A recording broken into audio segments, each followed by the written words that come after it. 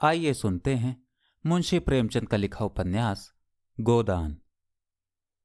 होरी राम ने दोनों बैलों को सानी पानी देकर अपनी स्त्री धनिया से कहा, गोबर को उगाड़ने भेज देना, मैं न जाने कब लौटूं। जरा मेरी लाठी दे दे। धनिया के दोनों हाथ गोबर से भरे थे, उपले पाथ कर आई थी। बोली, अरे कुछ रस पानी तो कर लो, ऐसी जल्दी क्या है। होरी ने अपनी झुर्रियों से भरे हुए माथे को सिकोड़कर कहा, तुझे रस पानी की पड़ी है। मुझे यह चिंता है कि अबेर हो गई तो मालिक से भेंट न होगी। स्नान पूजा करने लगेंगे तो घंटों बैठे बीत जाएगा। इसी से तो कहती हूं कुछ जलपान कर लो, और आज न जाओगे तो कौन हराज होगा। अभी तो परसों गए थे। तू जो बात नहीं समझती उसमें टांग क्यों अड़ाती है भाई। मेरी लाठी दे दे और अपना काम देख। यह इसी मिलते जुलते रहने का प्रसाद है कि अब तक जान बची हुई है, नहीं कहीं पता न लगता कि किधर गए। गांव में इतने आदमी तो हैं, किस पर बेदखली नहीं आई, किस पर कुड़की नहीं आई। जब दूसरों के पांवों तले अपनी गर्दन दबी हुई है तो उन पांवों को सहलाना ही कुशल है। धनिया इतनी व्यवहार कुशल न थी। उसका विचार था कि हमने जमींदार के खेत जोते हैं तो वह अपना लगान ही तो लेगा। उसके खुशामद क्यों करें, उसके तलवे क्यों सहलाएं। यद्यपि अपने विवाहित जीवन के इन 20 वर्षों में उसे अच्छी तरह अनुभव हो गया था कि चाहे कितनी ही कतर ब्योंत करो, कितना ही पेट तन काटो, चाहे कि कौड़ी को दांत से पकड़ो, मगर लगान बेबाक होना मुश्किल है। फिर भी वह हार न मानती थी और इस विषय पर स्त्री पुरुष में आए दिन संग्राम छिड़ा रहता था। उसकी 6 संतानों में अब केवल 3 जिंदा हैं। एक लड़का गोबर कोई 16 साल का और 2 लड़कियां सोना और रूपा 12 और 8 साल की। 3 लड़के बचपन ही में मर गए। उसका मन आज भी कहता था अगर उसकी दवा दारू होती तो वे बच जाते, पर वह एक धेले की दवा भी न मंगवा सकी थी। उसकी ही उम्र भी क्या थी, 36वां ही साल तो था, पर सारे बाल पक गए थे, चेहरे पर झुर्रियां पड़ गई थी, सारी देह ढल गई थी। वह सुंदर गेहुआ रंग संवला गया था और आंखों से भी कम सूझने लगा था। पेट की चिंता ही के कारण तो कभी तो जीवन का सुख न मिला। इस चिरस्थायी जीर्णावस्था ने उसके आत्मसम्मान को उदासीनता का रूप दे दिया था। जिस गृहस्थी में पेट की रोटियां भी न मिले उसके लिए इतने खुशामद क्यों। इस परिस्थिति से उसका मन बराबर विद्रोह किया करता था और 2-4 घुड़कियां खा लेने पर ही उसे यथार्थ का ज्ञान होता था। उसने परास्त होकर होरी की लाठी, मिर्जई, जूते, पगड़ी और तमाकू का बटुआ लाकर सामने पटक दिया।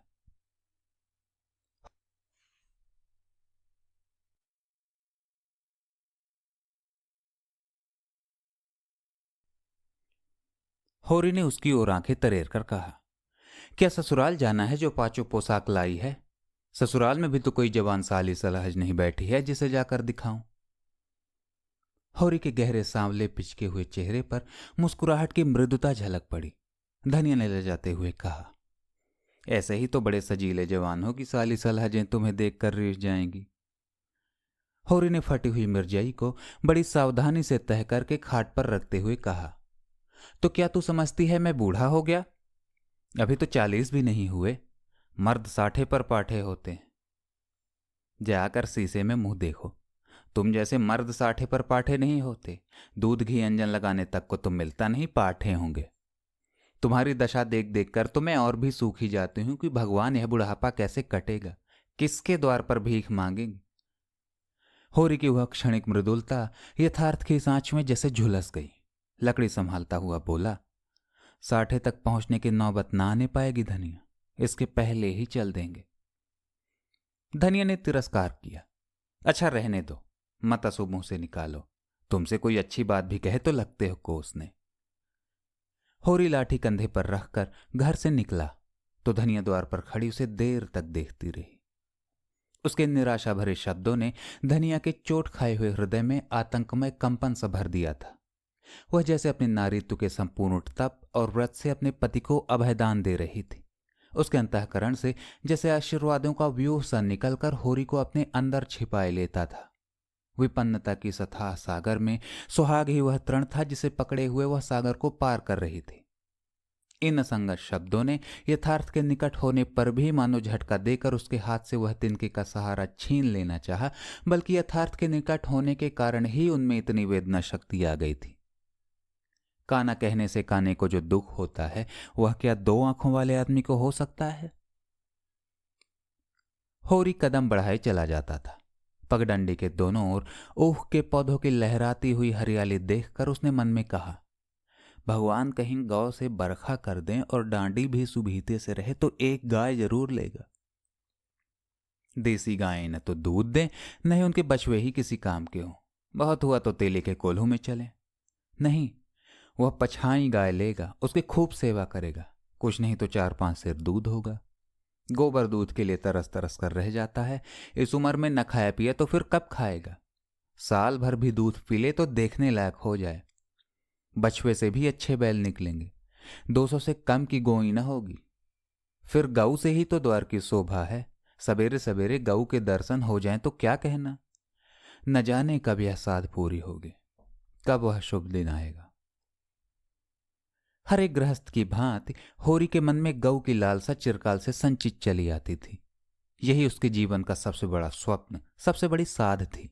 बैंक सूद से चैन करने या जमीन खरीदने या महल बनवाने की विशाल आकांक्षाएं उसके नन्हे से हृदय में कैसे समाती।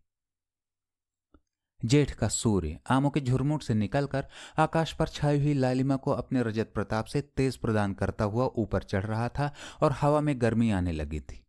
दोनों ओर खेतों में काम करने वाले किसान उसे देखकर राम राम करते और सम्मान भाव से चिलम पीने का निमंत्रण देते थे।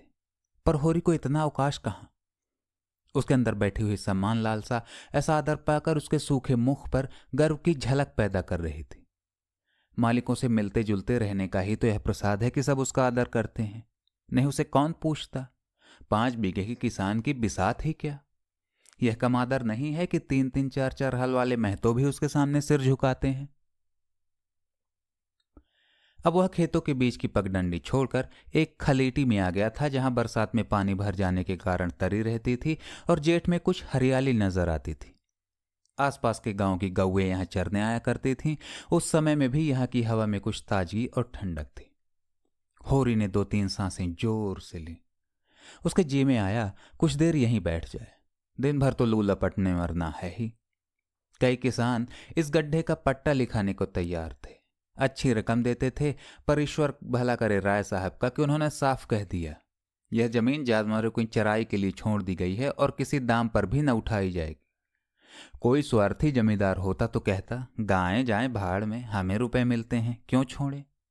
पर राय साहब अभी तक पुरानी मर्यादा निभाते आए हैं। जो मालिक प्रजा को ना पाले वह भी कोई आदमी है। सहसा उसने देखा भोला अपनी गाय लिए इसी तरफ चला आ रहा है। भोला इसी गांव से मिले हुए पूर्वे का ग्वाला था और दूध मक्खन का व्यवसाय करता था। अच्छा दाम मिल जाने पर कभी कभी किसानों के हाथ गायें बेच भी देता था। होरी का मन उन गायों को देखकर ललचा गया। अगर भोला वहां आगे वाली गाय उसे दे तो क्या कहना, रुपए आगे पीछे देता रहेगा। वह जानता था घर में रुपए नहीं है, अभी तक लगान नहीं चुकाया जा सका। विशेष अरसाह का देना भी बाकी है, जिस पर आने रुपए का सूद चढ़ रहा है। लेकिन दरिद्रता में जो एक प्रकार की अदूरदर्शिता होती है, वह निर्लज्जता जो तकाजे गाली और मार से भी भयभीत नहीं होती, उसने उसे प्रोत्साहित किया। बरसों से जो साध मन को आंदोलित कर रही थी, उसने उसे विचलित कर दिया। भोला के समीप जाकर बोला, राम राम भोला भाई, कहो क्या रंग ढंग है। सुन आपकी मेले से नई गाय लाए हो। भोला ने रुखाई से जवाब दिया। होरी की मन की बात उसने ताड़ ली थी।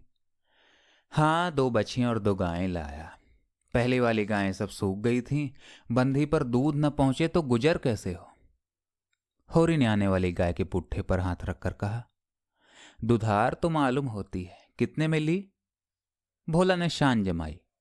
अब की बार बाजार बड़ा तेज रहा महतो, इसके 80 रुपए देने पड़े। आंखें निकल गई।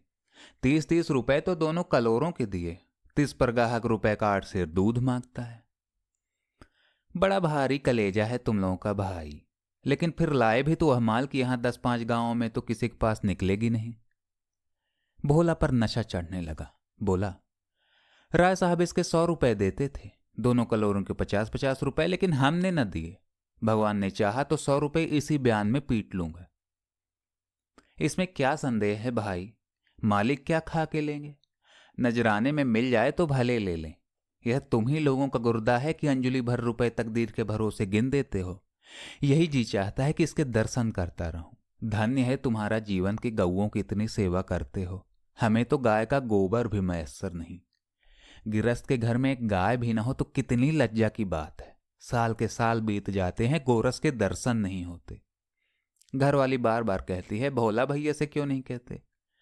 मैं कह देता हूं, कभी मिलेंगे तो कहूंगा। तुम्हारे स्वभाव से बड़ी प्रसन्न रहती है।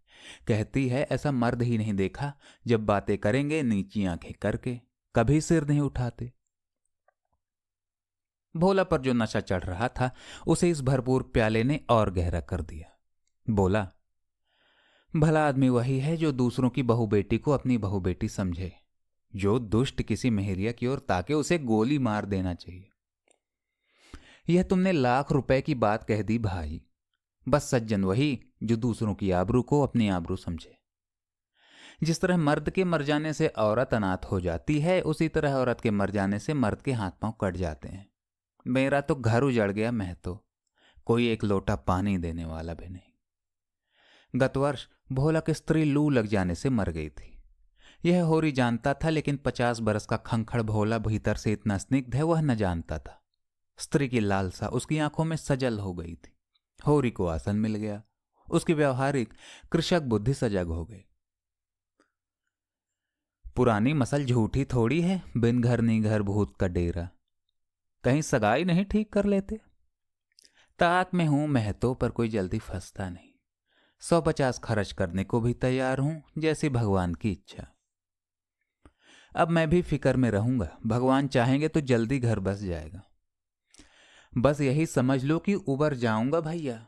घर में खाने को भगवान का दिया बहुत है। 4 पसेरी रोज दूध हो जाता है, लेकिन किस काम का? मेरे ससुराल में एक मेहरिया है। 3-4 साल हुए उसका आदमी उसे छोड़कर कलकत्ते चला गया। बेचारी पिसाई करके गुजर कर रही है। बाल बच्चा भी कोई नहीं। देखने सुनने में अच्छी है, बस लक्ष्मी समझ लो। भोला का सिकुड़ा हुआ चेहरा जैसे चिकना गया। आशा में कितनी सुधा है। बोला, अब तो तुम्हारा ही आसरा है। मैं तो छुट्टी हो तो चलो एक दिन देख आएं। मैं ठीक ठाक करके तब तुमसे कहूंगा। बहुत उतावली करने से भी काम बिगड़ जाता है। जब तुम्हारी इच्छा हो तब चलो, उतावली काहे की? इस कबरी पर मन ललचाया हो तो ये ले लो। यह गाय मेरे मान की नहीं है दादा। मैं तुम्हें नुकसान नहीं पहुंचाना चाहता। अपना धर्म यह नहीं है कि मित्रों का गला दबाएं। जैसे इतने दिन बीते हैं वैसे और भी बीत जाएंगे। तुम तो ऐसी बातें करते हो होरी, जैसे हम तुम दो हैं। तुम गाय ले जाओ, दाम जो चाहे देना। जैसे मेरे घर रही वैसे तुम्हारे घर रही। 80 रुपए में ली थी, तुम 80 रुपए ही दे देना, जाओ। लेकिन मेरे पास नगद नहीं है दादा, समझ लो। तो तुमसे नगद मांगता कौन है भाई? होरी की छाती गज भर की हो गई। 80 रुपए में गाय महंगी न थी। ऐसा अच्छा डील डाल, दोनों जून में 6-7 सेर दूध, सीधी ऐसी कि बच्चा भी दूह ले। इसका तो एक एक बाछा 100-100 का होगा। द्वार पर बंधेगी तो द्वार की शोभा बढ़ जाएगी। उसे अभी कोई 400 रुपए देने थे, लेकिन उधार को तो एक तरह से मुफ्त समझता था। कहीं भोला की सगाई ठीक हो गई तो यह 1-2 साल तो वह बोलेगा भी नहीं। सगाई न भी हुई तो होरी का क्या बिगड़ता है? यही तो होगा, भोला बार बार तगादा करने आएगा, बिगड़ेगा, गालियां देगा। लेकिन होरी को इसकी ज्यादा शर्म न थी। वह इस व्यवहार का आदी था। कृषक के जीवन का तो यह प्रसाद है। भोला के साथ वह छल कर रहा था और यह व्यापार उसकी मर्यादा के अनुकूल था। अब भी लेन देन में उसके लिए लिखा पढ़ी होने और न होने में कोई अंतर न था। सूखे बूढ़े की विपदाएं उसके मन को भीरू बनाए रखती थी। ईश्वर का रौद्र रूप सदैव उसके सामने रहता था। पर यह छल उसकी नीति में छल न था। यह केवल स्वार्थ सिद्धि थी और यह कोई बुरी बात न थी। इस तरह का छल तो वह दिन रात करता रहता था। घर में 2-4 रुपए पड़े रहने पर भी महाजन के सामने कस्में खा जाता था कि 1 पाई भी नहीं है। सन को कुछ गीला कर देना और रुई में कुछ बिनौले भर देना उसकी नीति में जायज था। और यहां तो केवल स्वार्थ न था, थोड़ा सा मनोरंजन भी था। बुढ़ों का बुढ़भस हास्यास्पद वस्तु है, और ऐसे बुढ़ों से अगर कुछ ऐंठ भी लिया जाए तो कोई दोष पाप नहीं। भोला ने गाय की पगहिया होरी के हाथ में देते हुए कहा, ले जाओ, मैं तो तुम भी याद करोगे। ब्याते ही 6 सेर दूध ले लेना। चलो मैं तुम्हारे घर तक पहुंचा दूं, शायद तुम्हें अनजान समझकर रास्ते में कुछ दिख करे। अब तुमसे सच कहता हूं, मालिक 90 रुपए देते थे, पर उनके यहां गऊओं की क्या गदर। मुझसे लेकर किसी हाकिम हुक्काम को दे देते, और हाकिमों को गऊओं की सेवा से क्या मतलब। वह तो खून चूसना भर जानते हैं। जब तक दूध देती रखते, फिर किसी के हाथ बेच देते। किसके पल्ले पड़ती कौन जाने। रुपया ही सब कुछ नहीं है भैया, कुछ अपना धर्म भी तो है। तुम्हारे घर आराम से रहेगी तो यह न होगा कि आप खाकर सो रहो और गऊ भूखी खड़ी रहे। उसकी सेवा करोगे, चुमकारोगे, गऊ हमें आशीर्वाद देगी। तुमसे क्या कहूं भैया, घर में चंगुल भर भी भूसा नहीं रहा। रुपए सब बाजार में निकल गए। सोचा था महाजन से कुछ लेकर भूसा ले लेंगे, लेकिन महाजन का पहले ही नहीं चुका, उसने इनकार कर दिया। इतने जानवरों को क्या खिलाएं, यही चिंता मारे डालती है। चुटकी चुटकी भर खिलाऊं तो मन भर रोज का खर्च है। भगवान ही पार लगाए तो लगे। होरी ने सहानुभूति के स्वर में कहा, तुमने हमसे पहले क्यों नहीं कहा? हमने एक गाड़ी भूसा बेच दिया। भोला ने माथा ठोक कर कहा, इसलिए नहीं कहा भैया कि सबसे अपना दुख क्यों रोऊं। बांटता कोई नहीं, हंसते सब हैं। जो गायें सूख गई हैं उनका गम नहीं, पत्ती सत्ती खिलाकर जिला लूंगा, लेकिन अब तो यह राती बिना नहीं रह सकती। हो सके तो 10-20 रुपए भूसा के लिए दे दो। किसान पक्का स्वार्थी होता है, इसमें संदेह नहीं। उसकी गांठ से रिश्वत के पैसे बड़ी मुश्किल से निकलते हैं। भावताव में भी वह चौकस होता है। ब्याज की एक एक पाई छुड़ाने के लिए वह महाजन की घंटों चिरौरी करता है। जब तक पक्का विश्वास न हो जाए वह किसी के फुसलाने में नहीं आता। लेकिन उसका संपूर्ण जीवन प्रकृति से स्थायी सहयोग है। वृक्षों में फल लगते हैं, उन्हें जनता खाती है। खेती में अनाज होता है, वह संसार के काम आता है। गाय के थन में दूध होता है, वह खुद पीने नहीं जाती, दूसरे ही पीते हैं। मेघों से वर्षा होती है, उससे पृथ्वी तृप्त होती है। ऐसी संगति में कुत्सित स्वार्थ के लिए कहाँ स्थान। होरी किसान था और किसी के जलते हुए घर में हाथ सेकना उसने सीखा ही न था। भोला की संकट कथा सुनते ही उसकी मनोवृत्ति बदल गई। पगहिया को भोला के हाथ में लौटाता हुआ बोला, रुपए तो दादा मेरे पास नहीं है। हाँ, थोड़ा सा भूसा बचा है, वह तुम्हें दे दूंगा। चलकर उठवा लो। भूसे के लिए तुम गाय बेचोगे और मैं ले लूंगा, मेरे हाथ न कट जाएंगे। भोला ने आर्द्र कंठ से कहा, तुम्हारे बैल भूखों न मरेंगे। तुम्हारे पास भी ऐसा कौन सा बहुत सा भूसा रखा है? नहीं दादा, आपकी भूसा अच्छा हो गया था। मैंने तुमसे नाहक ही भूसे की चर्चा की।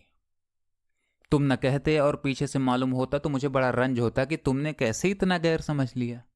अवसर पड़ने पर भाई की मदद भाई भी न करे तो काम कैसे चले। मुदा यह गाय तो लेते जाओ। अभी नहीं दादा, फिर ले लूंगा।